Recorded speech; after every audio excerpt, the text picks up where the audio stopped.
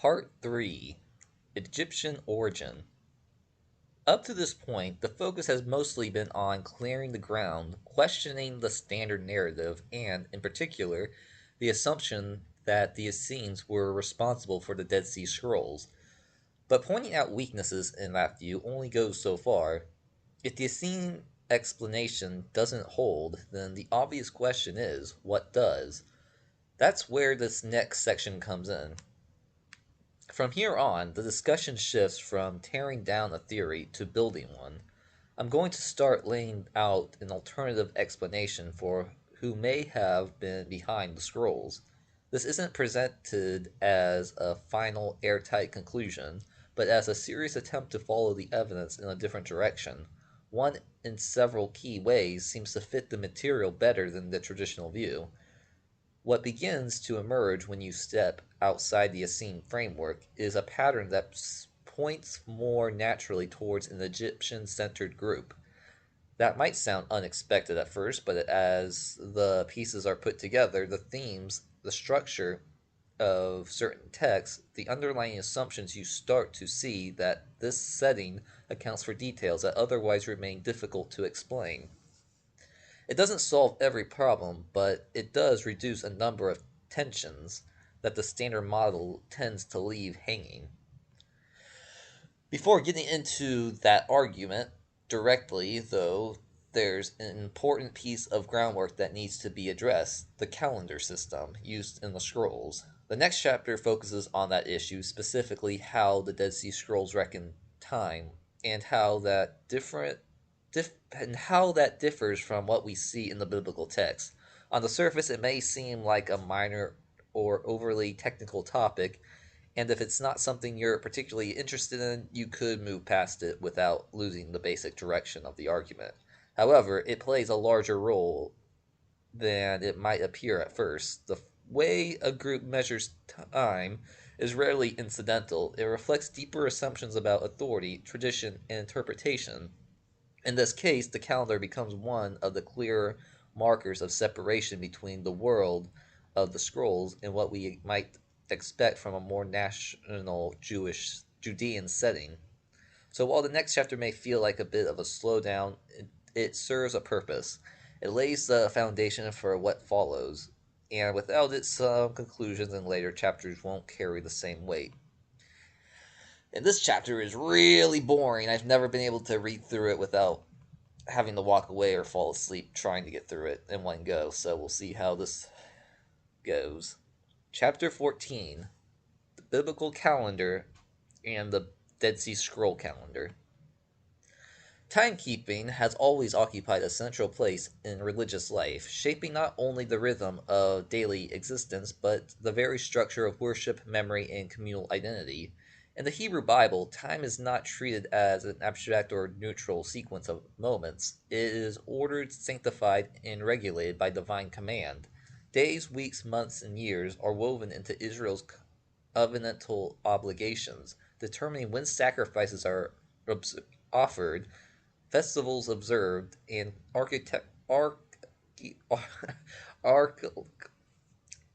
can't read this word. The farming stuff. Labors undertaken, sacred time, no less than sacred space, defines the counter of biblical religion. I'm sure I should read that again, but I'm not going to. The biblical calendar is therefore far more than a practical tool for marketing. The passage of days.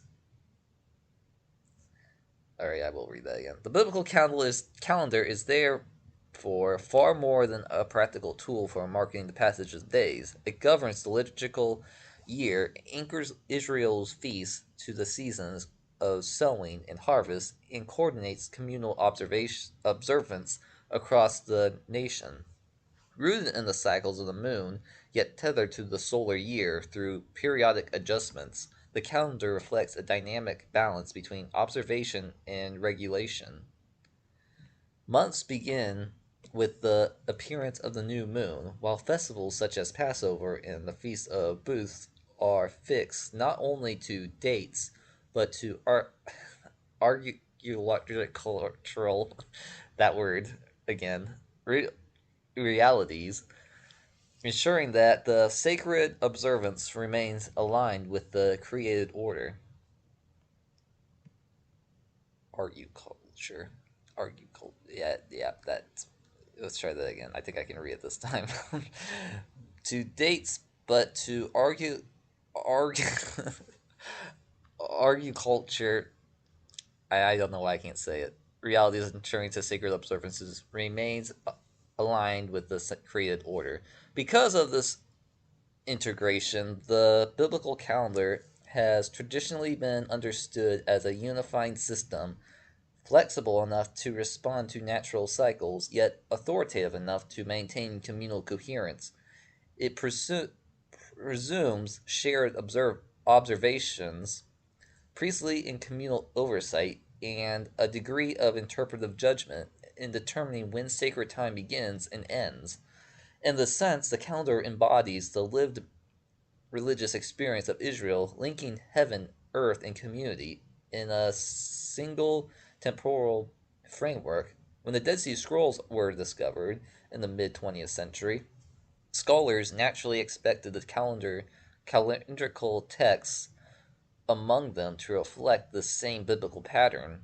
Given the scrolls' extensive engagement with Scripture, priestly concerns, and ritual law, continuity with the traditional lunar solar calendar seems likely.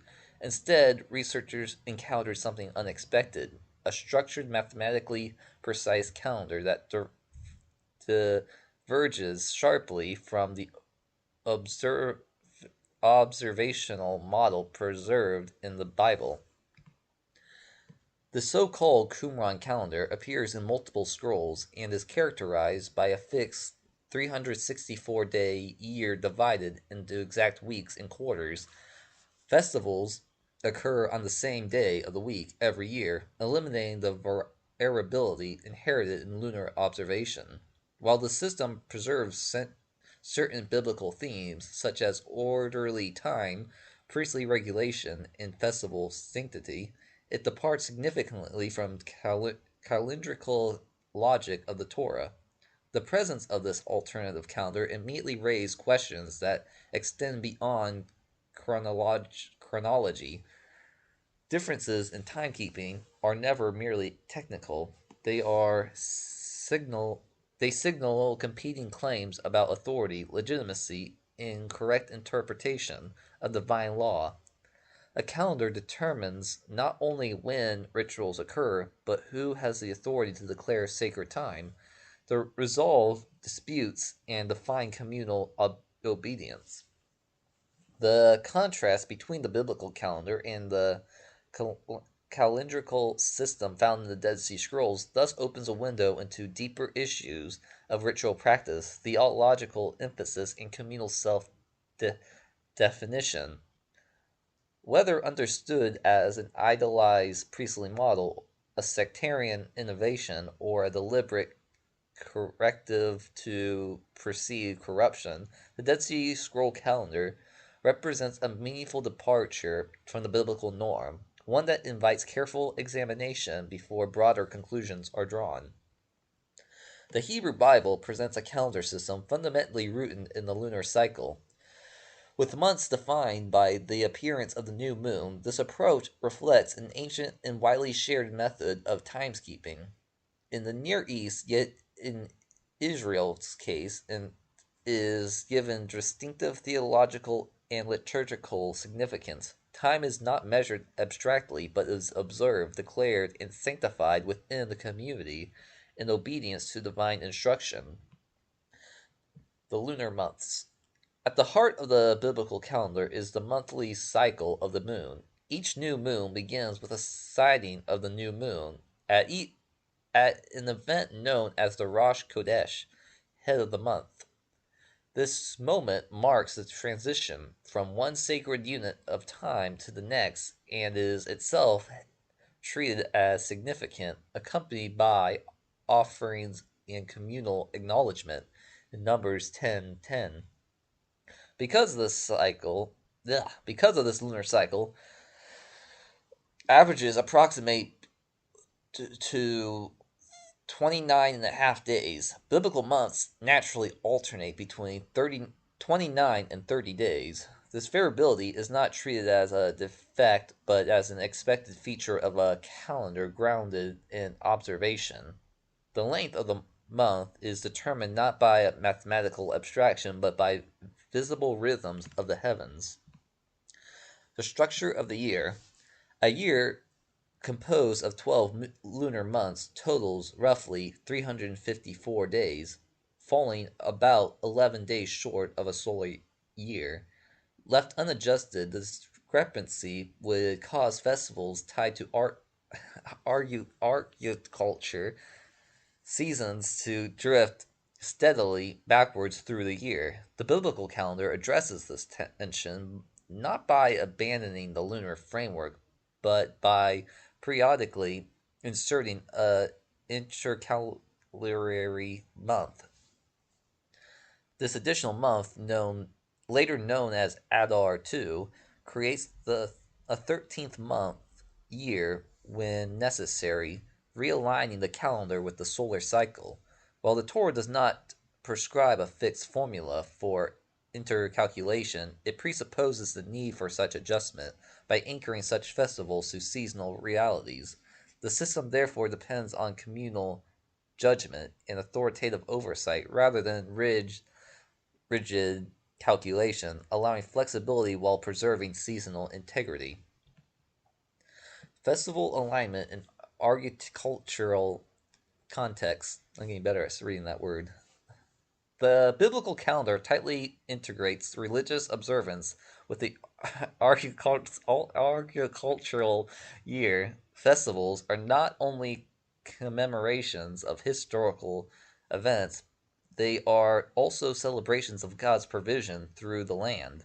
Passover, set the month to Nisan, is explicitly associated with the spring season, marking both the Exodus and the beginning of the grain harvest. Exodus 12:2. Likewise, the Feast of Booths, observed in the seventh month, Tashri, coincides with the ingathering of crops and the completion of the agricultural cycle, Leviticus 23. By ensuring that the festivals remain in their appointed seasons, the calendar preserves the symbolic unity of history, agricultural, and worship. The timing of the sacred observances reinforces the theological meaning. Redemption is celebrated in spring, provision in dwelling with God in the season of harvest. Intercalculation exists precisely to safeguard this alignment, preventing sacred time from becoming detached from lived reality. The scriptural foundations. The Torah provides a foundational framework for the calendrical system in multiple passages. Exodus 12:1 through 2 establishes the months of the Exodus as the beginning of the year, grounding timekeeping in the redemptive act. Numbers 10:10 associates new moons and appointed feasts with priestly trumpets, an offering emphasizing their liturgical importance. Leviticus 23 presents a comprehensive calendar of feasts, typing significant specific dates to sacred assemblies and agricultural markers. Taken together, these texts reveal a calendar that is lunar in structure, seasonal in orientation, and communal in administration. It is neither purely observational nor purely calculated, but a hybrid system designed to preserve fidelity to natural cycles while maintaining theological coherence. This biblical model of timekeeping forms the baseline against which alternative calendars such as those found in the Dead Sea Scrolls must be understood and evaluated. The calendrical text found among the Dead Sea Scrolls presents a system that differs markedly from the lunar solar framework of the Hebrew Bible. Rather, than relying on lunar observation and periodic adjustments, many Dead Sea Scroll documents describe a fixed solar based calendar governed by mathematical regularity and weekly symmetry. This system appears consistently across multiple texts, suggesting that it was not an incidental or speculative model, but a central feature of the community's understanding of sacred time. A 364-day solar year.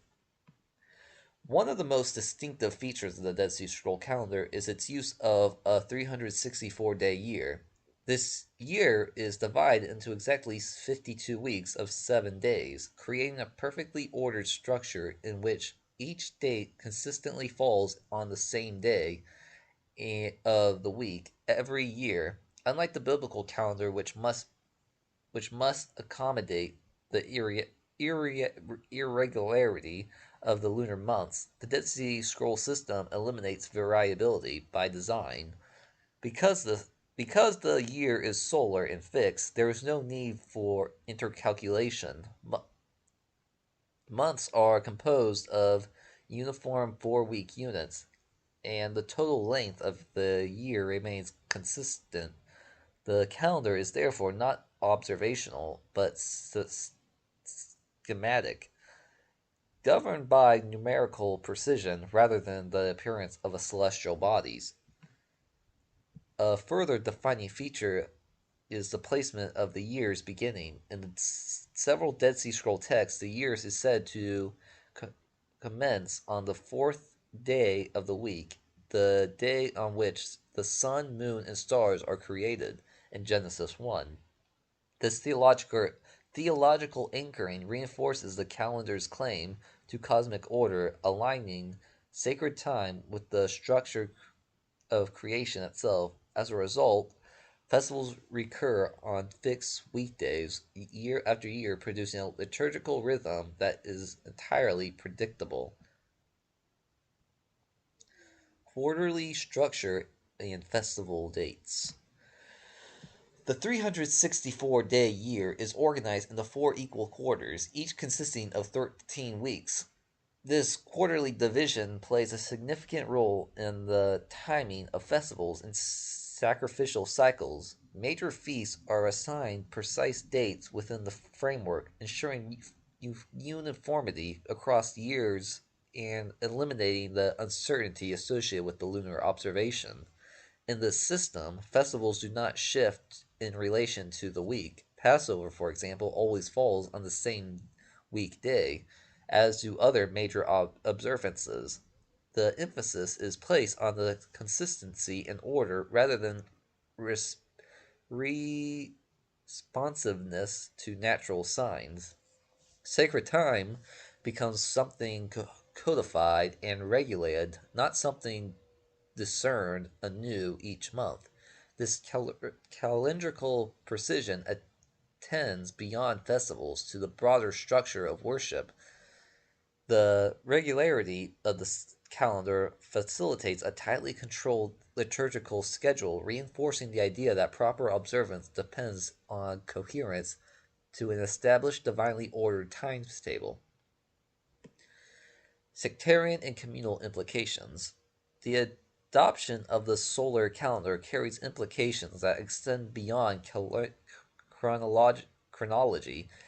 In a religious context where the temple and its authorities regulated the calendar through lunar observation, the use of an alternative system represents a significant departure.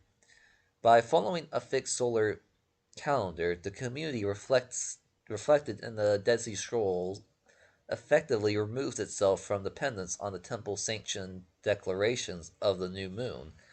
Such a move may have functioned as a marker of communal identity, distinguishing the group from the wider Jewish population.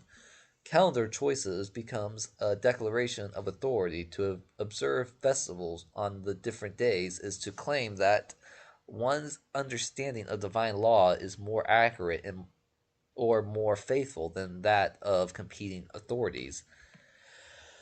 The solar calendar also eliminates the possibility of disputes over the timing of festivals. Without the need to observe or proclaim the new moon, the sacred dates are known in advance, insulating the community from disagreements and external influence. Predictably replaces the deliberation and precision places flexibility. Evidence within the scrolls. References to this calendrical system appears in several key Dead Sea Scroll texts. The Community Rule, 1QS, particularly in its ninth column, underlines festival observances tied to fixed dates and weekly reflectings. It, yeah, it outlines festival observances tied to fixed dates and weekdays, reflecting the structured nature of the calendar. Similarly, the Temple Scroll 11Q19 provides details of prescriptions for sacrifices and festivals that presuppose a solar year rather than a lunar one. Together, these texts attest to a coherent and internally consistent approach to timekeeping, whether understood as an idealized model, a communal standard, or theological corrective. The Dead Sea Scroll calendar represents a deliberate alternative to the biblical lunar system. Its presence invites careful comparison, but only in terms of mechanics, but in terms of what it reveals about differing conceptions of sacred time, authority, and religious order. When the biblical calendar and the calendar reflected in the Dead Sea Scrolls are placed side by side, the contrast is both structural and conceptual. While the two systems share a concern for order, time, and sacred observance, they operate according to fundamentally different principles. These differences affect not only how time is measured, but how religious authority is exercised and how ritual purity is understood. At the most basic level, the two calendars diverge in their treatment of the month. The biblical calendar is lunar in character, and each month integrated by the sighting of the new moon. Time begins with observation, and the community responds to a natural sign. In contrast, the Dead Sea Scroll calendar does not rely on lunar phases at all. Months are composed of fixed 4 weeks units within a larger solar framework, rendering the concept of a new moon functionally irrelevant to the system. This difference carries through to the structure of the year as a whole. A biblical year consists of approximately 354 days, requiring periodic intercalculation to remain aligned with the solar cycle. The addition of an extra month when needed introduces flexibility into the system and acknowledges the natural mismatch between lunar and solar time. The Dead Sea Scroll calendar, by contrast, adopts a 364-day year that requires no intercalculation. Its symmetry, its mathematical symmetry, 52 weeks of 7 days, ensures consistency at the cost of adaptability. Month length further illustrates this contrast. In the biblical model, months vary between 29 and 30 days, reflecting the irregularity of the lunar cycle. In the Dead Sea Scroll system, each month is uniformly 28 days long. This uniformity eliminates variation and creates a calendar that functions more like a liturgical grid than a reflection of observable celestial movement. Festival timing provides one of the most visible points of divergence. In the biblical calendar, festivals are anchored to seasons but may fall on different days of the week from year to year depending on lunar observation and intercalculation. Sacred time is seasonal but not mechanically repetitive. In the Dead Sea Scroll calendar, festivals are fixed to specific weekdays and recur on the same days each year without expectation. Periodically replaces variability, and ritual observance becomes entirely foreseeable. Underlying these mechanical differences are competing models of authority. The biblical calendar is grounded in Torah and administered through recognized religious structures, traditionally associated with the priestly and later communal oversight connected to the temple.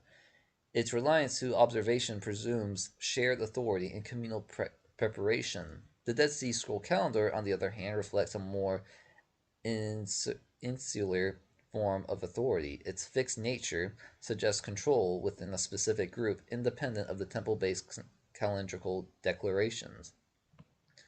The implications of the differences are significant. The Dead Sea Scroll calendar represents a rigid and highly controlled system, one that prioritizes consistency and precision res-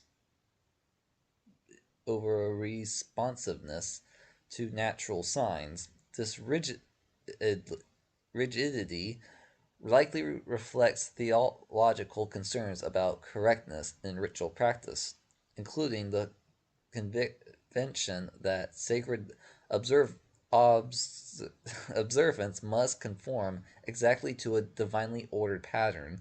From this perspective, deviation in calendrical practice is not merely an error, but a form of impurity. By adopting a fixed 364-day solar year, the community behind the Dead Sea Scroll calendar could claim that its festivals were observed at the proper time, untainted by human judgment or institutional compromise. The calendar thus becomes a statement of religious legitimacy. Time itself is reshaped to reflect the community's understanding of faithfulness, order, and obedience, an understanding that stands in clear tension with the more flexible observational system preserved in the Hebrew Bible.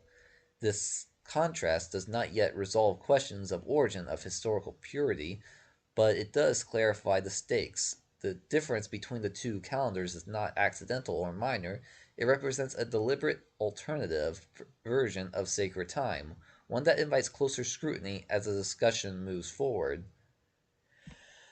The biblical calendar and the calendar reflected in the Dead Sea Scrolls represent two distinct approaches to organizing sacred time. Both systems seek order, coherence, and faithfulness to divine institution, yet different assumptions they embody sharply different assumptions about how time should be measured and who holds the authority to define it. One is lunar and observational, shaped by natural cycles of communal discernment. The other is solar and fixed, structured by mathematical symmetry and internal regulation. The biblical calendar emphasizes responsiveness to the created order, its reliance on the moon, its accommodation of seasonal drifts through intercalculation, and its dependence on communal recognition all reflect a model in which sacred time is discovered rather than imposed. Festivals remain anchored to agricultural realities, and variability is not treated as a threat but as an expected feature of a living system. Authority is exercised through shared structures of time remains something to the community collectively enters into. The Dead Sea Scroll calendar, by contrast, prioritizes precision and predictability. Its fixed 364-day year eliminates uncertainty and ensures the festivals occur on the same day year after year. This regularity reflects a different theological instinct, one that values exactness, control, and insulation from dispute. Sacred time is not observed but codified, and correctness is preserved through adherence to a predetermined framework. Placed side by side, these calendars illustrate a broader principle. Calendars are not neutral instruments, they encode theological priorities, define communal boundaries, and express judgments about legitimacy and obedience. To regulate time is to regulate worship, authority, and identity. The calendar preserved in the Dead Sea Scrolls demonstrates how a religious community can reshape even the most fundamental structures of daily life in order to embody its convictions. By redefining time itself, the community asserts its understanding of faithfulness and order, setting itself apart from the broader religious world.